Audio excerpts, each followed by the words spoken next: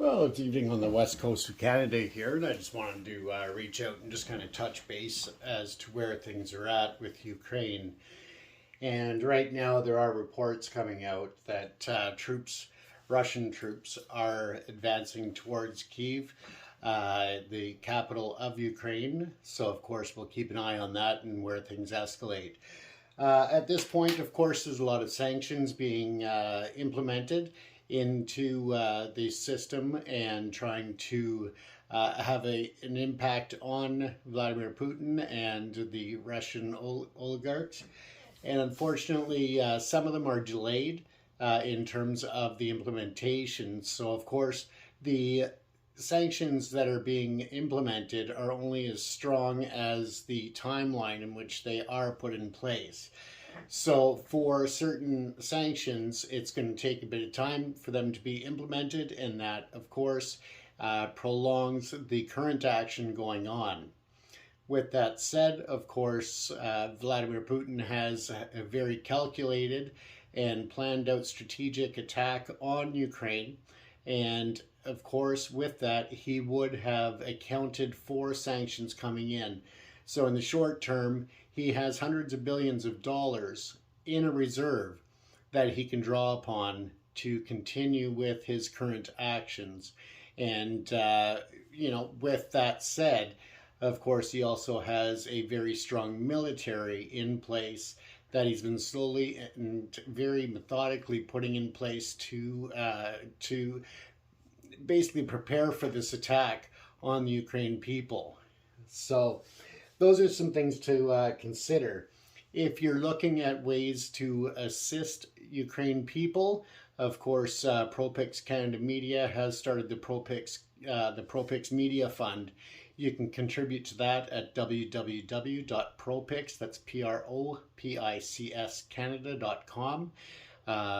What will happen is that we're looking to send a journalist to the front lines over there.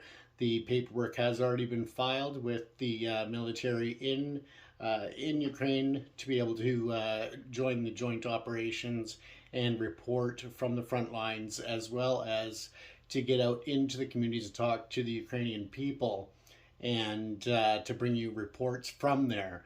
So the urgency for you to give is there so that we can get over to Ukraine and start reporting unedited video and photos of exactly what's going on, talk to the people, but also with that fund will be used to assist the Ukrainian people in need, whether it's fuel to evacuate or food, other things to that nature. So again, go to propixcanada.com and contribute.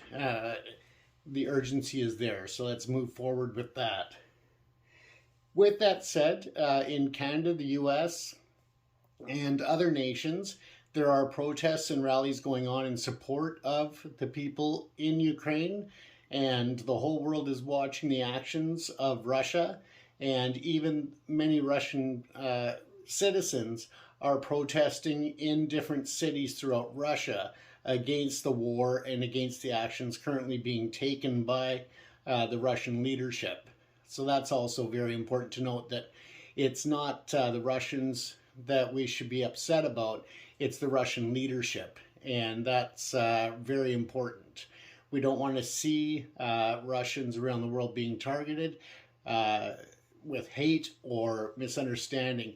The vast majority, from what I understand, are supporting an end to the current action.